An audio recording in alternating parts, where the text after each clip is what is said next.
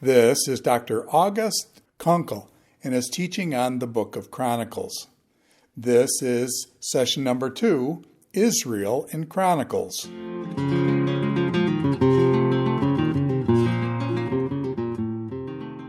We ended our last session on Chronicles talking about the concept of Israel.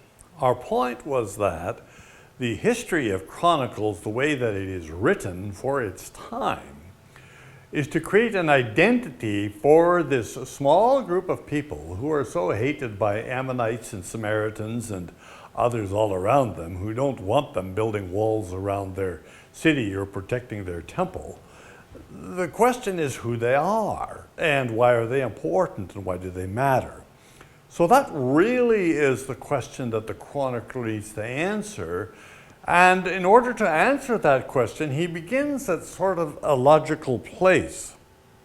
What he does is start at the beginning of the human race. So what we want to do here is get in our minds a little bit about the way the chronicler progresses in his outline of this history. He first of all gives us the most abbreviated possible way that you can write a history. The shortest possible way that you can write a history is just to give the names of the people. What is history? Well, it's a story of the relationships of people and how they interacted with each other and what they did. So the chronicler then reduces all of that to just the names. Now, these people are all very significant. They're especially significant in the story of the chronicler. But the name means absolutely nothing if you don't know their story, which is why the chronicler assumes that his readers know all about the story, know it in quite a bit of detail. He is assuming that the people who read him and understand him have access to the same written records that he is using. And so he gives that story from Adam right to his point in time in the first 9 chapters, all the way to chapter 9, verse 34. Then, once he has identified who Israel is amongst all the nations of the world and why their position at this point in time in Yehud is so important, he goes on to give the salient points of what defines Israel. That means he's going to give us the account of David, the account of the founding of the kingdom, and the account of the preparation of the temple. After all, what was Israel? Israel was to be a representation of the people of God. The presence of God was represented by the temple, and the presence of God was represented by the people worshiping around the temple. So his story of the history of Israel, to identify Israel, begins with David, and his whole focus is on David and the function of the temple. Now, he describes the function of the temple very much the way that it is in his day, but describes this as having been organized by David in his time. And so he tells the story of how the kingdom of David comes about, and then he tells the story of how David makes way for the preparation of the temple. Then he gives us the account of Solomon, because it is Solomon who is the temple builder. So the second large section of his history is Solomon.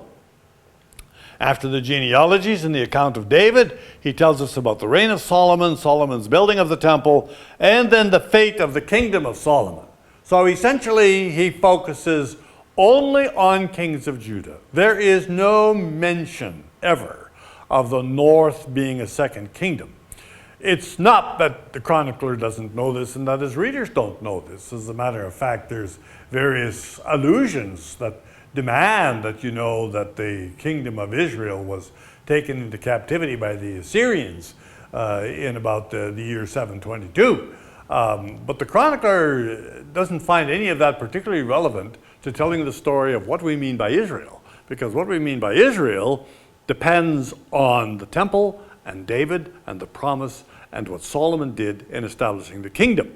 So after he has told the story of Solomon and his temple building, he tells a little bit about the story of Judah under its various kings, using them as an example of what Israel should be. That story does not end in a happy way. It ends with Ahaz, and it ends with the temple having been compromised completely by syncretism and no longer serving as a place of worship. The chronicler finds his story most notably continued in the person of Hezekiah. Now, Hezekiah is a very important person in Kings as well. As a matter of fact, Hezekiah is a very important person in the Scriptures. He gets 3 chapters in Kings, he gets 4 chapters in Isaiah, and he gets 4 chapters in Chronicles. There's hardly any king in Israel who gets more space than Hezekiah, and especially in 3 different books. Well, the chronicler finds Hezekiah to be a most significant king in that essentially he represents Solomon in restoring the temple. The story of Hezekiah in Chronicles is a complete contrast to everything you read in Kings and Hezekiah. We shall talk about that. Because for the chronicler, what Hezekiah did is the key thing to understanding the kingdom of Yahweh. He restored the temple, and he gives us 3 long chapters on Hezekiah's restoration of the temple. But of course, after Hezekiah, the story isn't all that happy either, because in the end, Judah also and the temple are destroyed.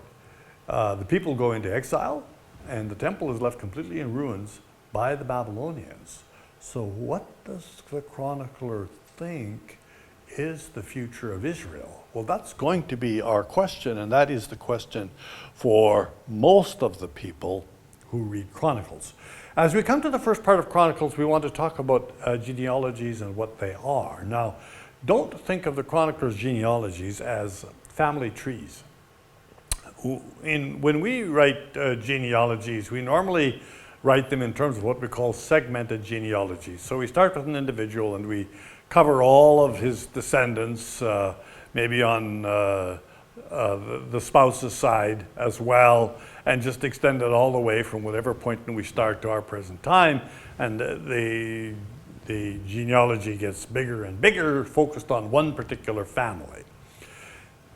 This is part of what the chronicler sometimes does. So, for example, the story of David is what we call a segmented genealogy. In other words, it takes the family of David and it expresses who this family is in its time.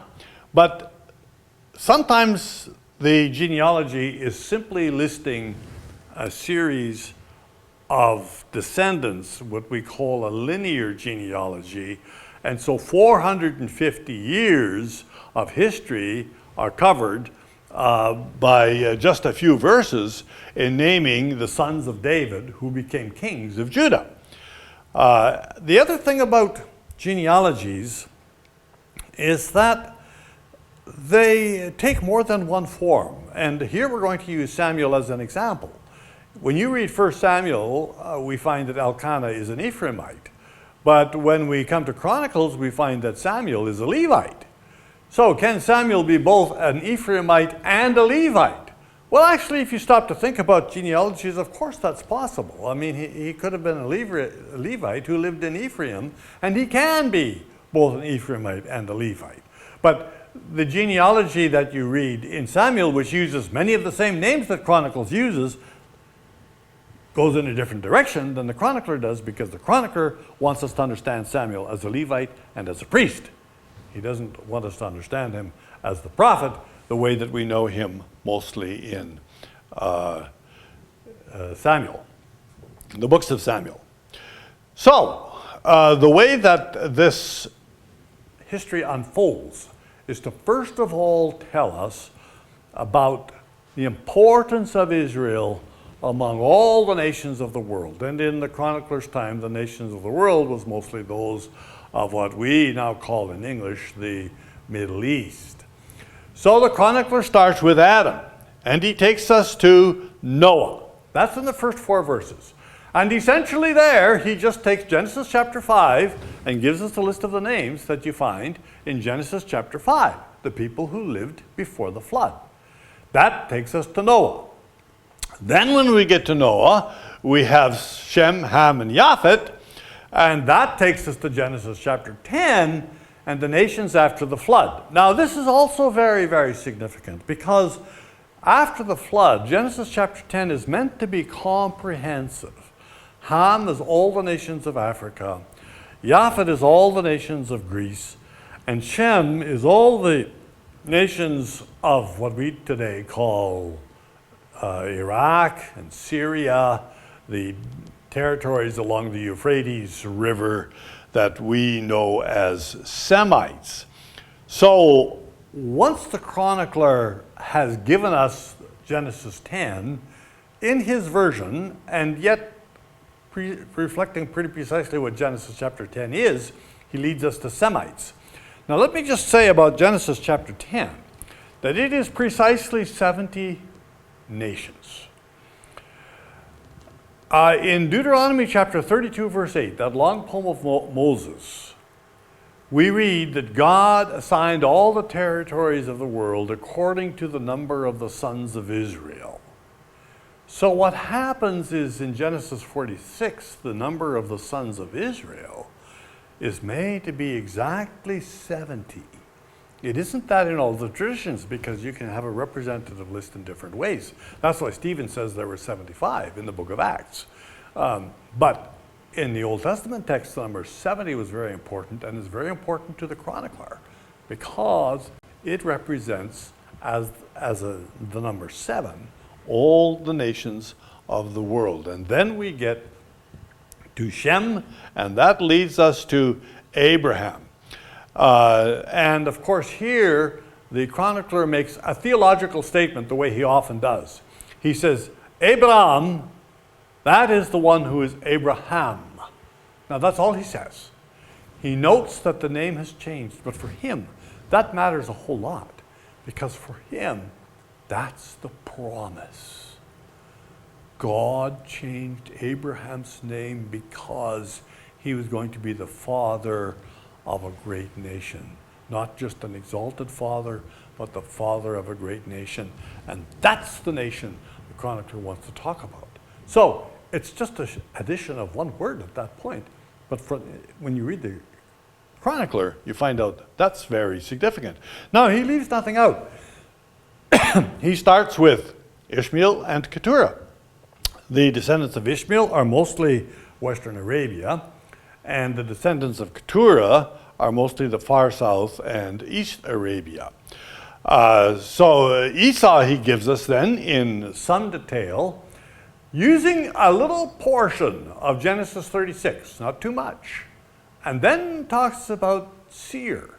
Now, in history and in Genesis, Seir, which is ruddy, which is red, is always linked with Edom, and it's always linked with Esau. So Esau and Seir are linked etymologically in that way. Genealogically, we don't have in our Bibles anything about Seir, but to the chronicler, this was very important, and he had some kind of record about that.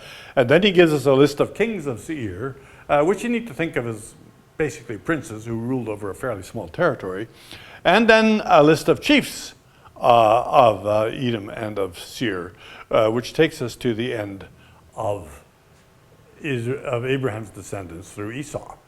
This brings us to Israel. Chronicles tells us that the sons of Abraham were Esau and Israel. The name Jacob doesn't show up because it's Israel that matters. And when he gives us the sons of Israel, which is now the story that he wants to tell us, he's showed us who they are in the terms of the nations, he gives them in his own order, the sons of Leah and of Rachel, and then the sons of Bilhah and of Zilpah. So the names are all there, the way that they are in the text in Genesis, but they are in the chronicler's own order to give Leah, Rachel, prominence to their sons.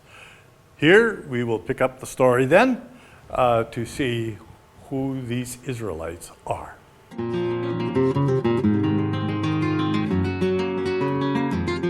This is Dr. August Konkel in his teaching on the book of Chronicles. This is session number 2, Israel in Chronicles.